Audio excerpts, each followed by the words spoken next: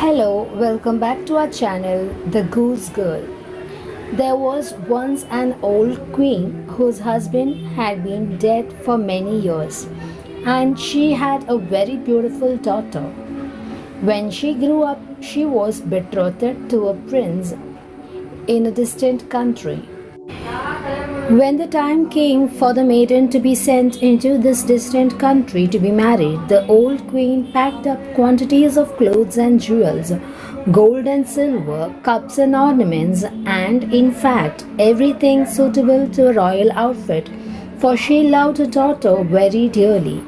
She also sent a waiting woman to travel with her and to put her hand into that of the bridegroom. They each had a horse. The princess's horse was called Falada, and it could speak. When the hour of departure came, the old queen went to her bedroom and with a sharp little knife cut her finger and made it bleed. Then she held a piece of white cambric under it and let 3 drops of blood fall onto it. This cambric she gave to her daughter and said, "Dear child, take good care of this. It will stand you in good stead on the journey." They then bade each other a sorrowful farewell. The princess hid the piece of cambric in her bosom, mounted her horse, and set out to her bridegroom's country. When they had ridden for a time, the princess became very thirsty and said to the waiting women, "Get down and fetch me some water in my cup from the stream. I must have something to drink." "If you are thirsty," said the waiting woman, "dismount yourself, lie down by the water and drink. I don't choose to be your servant." So, in her great thirst, the princess dismounted and stooped down to the stream and drank, as she might not have her golden cup. The poor princess said, "Alas," and the drops of blood answered, "If your mother knew this, it would break her heart." The royal bride was humble, so she said nothing, but mounted her horse again. Then they rode several miles further. But the day was warm, the sun was scorching, and the princess was soon thirsty again. When they reached a river, she called out again to her waiting woman, "Get down and give me some water in my golden cup." She had forgotten all about the rude words which had been said to her. But the waiting woman answered more haughtily than ever, "If you want to drink, get the water from yourself for yourself. I won't be your servant." Being very thirsty, the princess dismounted and knelt by the flowing water. She cried and said, "Ah me!" And the drops of blood answered, "If your mother knew this, it would break her heart." While she stooped over the water to drink, the piece of cambric with the drops of blood on it fell out of her bosom and floated away on the stream. But she never noticed this in her great fear. The waiting woman, however, had seen it and rejoiced at getting more power over the bride, who, by losing the drops of blood, had become weak and powerless. Now, when she was about to mount her horse Falada again, the waiting woman said, "By rights, Falada belongs to me. This jade will do for you." The poor little princess was obliged to give way. Then the waiting woman in a harsh voice ordered her to take off her royal robes and to put on her own mean garments. Finally, she forced her to swear before heaven that she would not tell a creature at the court what had taken place.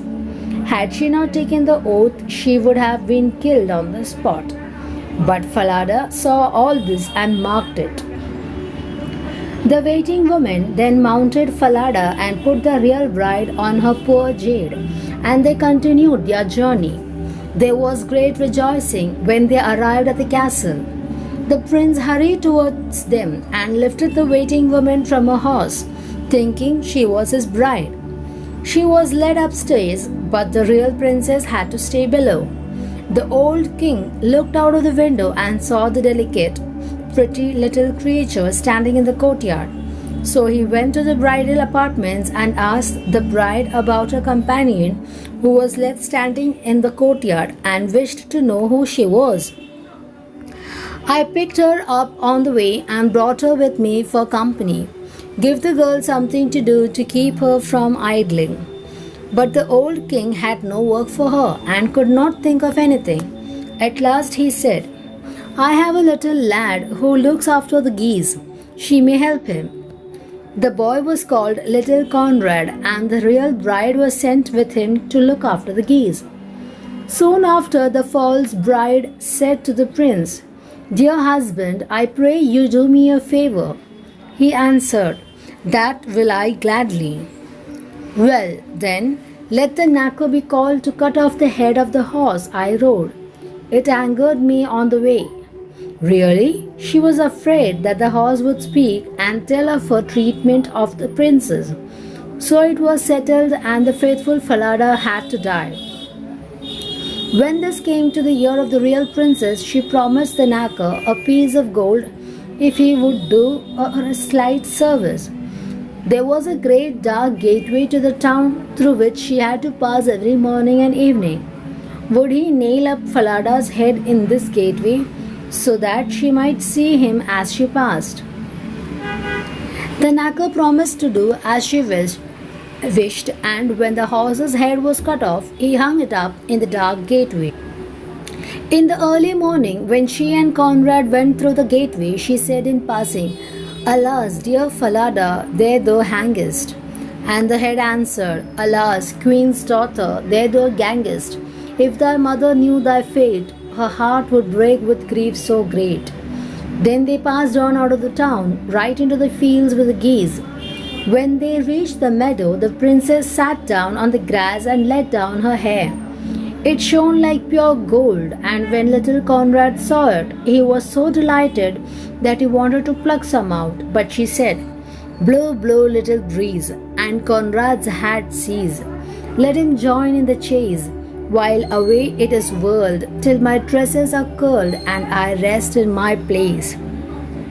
Then a strong wind sprang up, which blew away Conrad's hat right over the fields, and he had to run after it.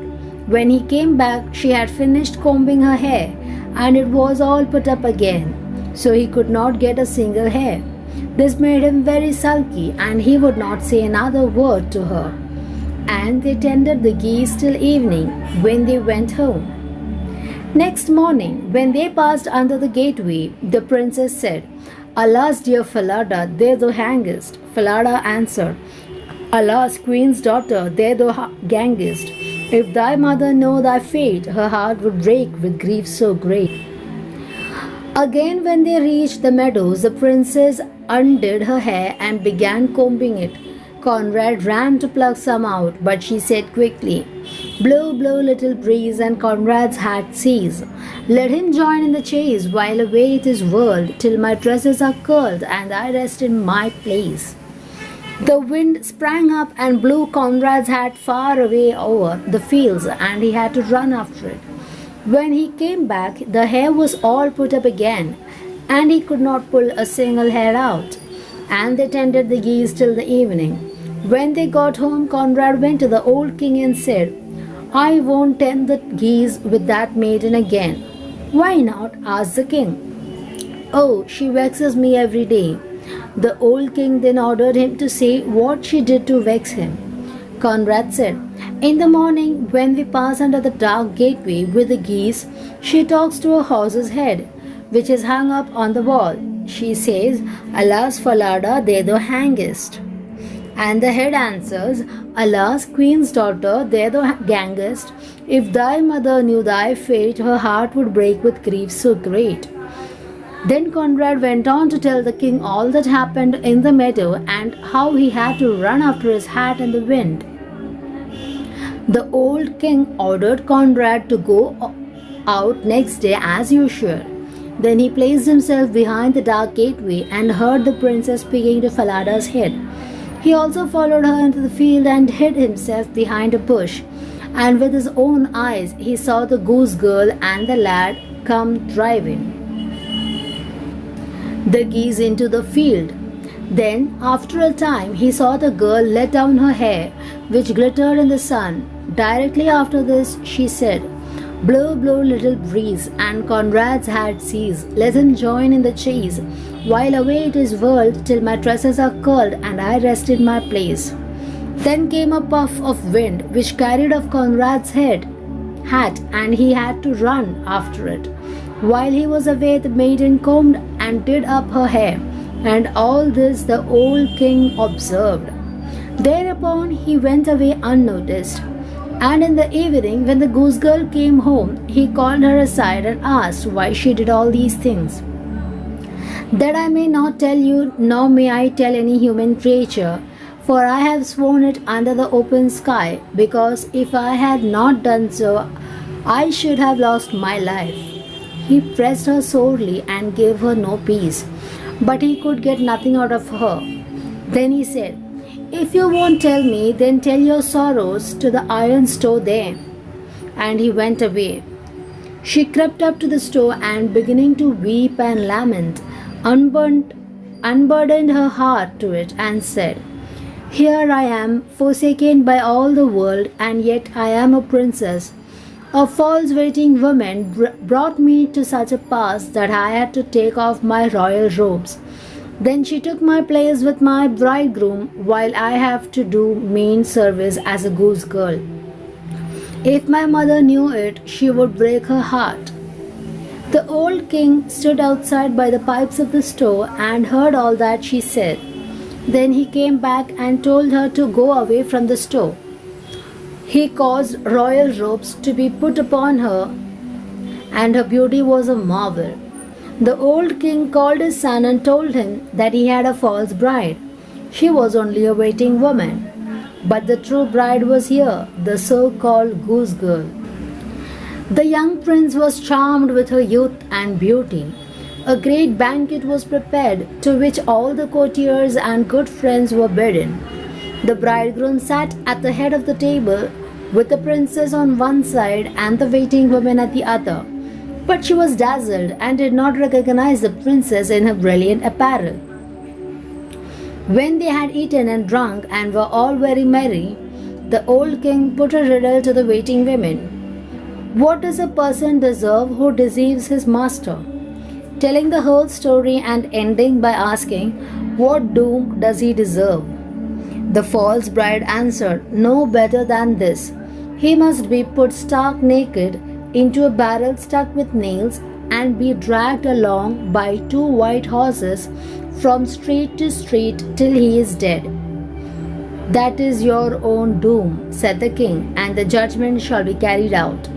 When the sentence was fulfilled, the young prince married his true bride, and they ruled their kingdom together in peace and happiness. Thank you.